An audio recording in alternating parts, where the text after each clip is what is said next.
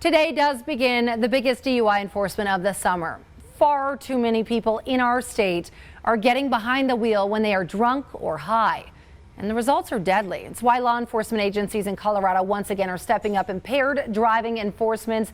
And our News 5's Andy Cohen joining us in the studio with a look at this Labor Day crackdown they're putting on. Yeah, Bree, officers have already arrested more than 3,000 impaired drivers this year through this series of high visibility enforcement periods because they are trying to prevent fatal car crashes. There were 253 in 2021.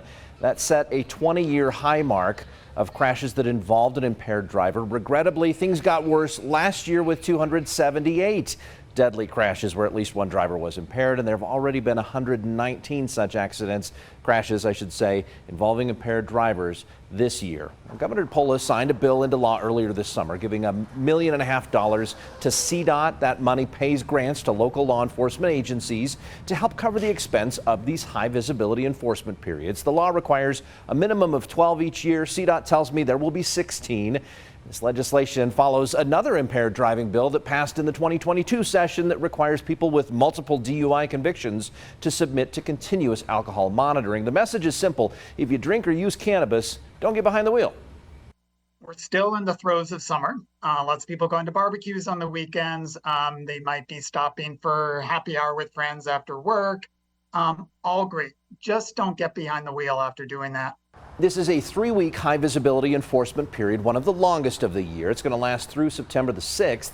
And taking impaired drivers off of the streets is a year-round function for law enforcement. But Bree, these high visibility enforcement periods, they give our local departments the extra money they need to pay the officers overtime so that they can have more officers on patrol. Money's always a question, though. People are saying, okay, well, it's expensive to get an Uber or something, but there have to be some incentives here as well. There are, and the Governor's Highway Safety Association providing free $10 credits for Uber rides. That incentive is going to be in place from 5 p.m. on August 31st at the end of the month through just before midnight on September 9th.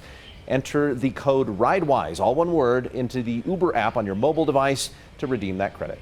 And keep in mind that El Paso County does lead our state in deadly crashes. So DUI, that's the leading cause of them, and why, in addition to the statewide campaign Andy's telling us about that starts today, a state patrol and Springs Police, they're going to have even bigger focus just specifically on El Paso County.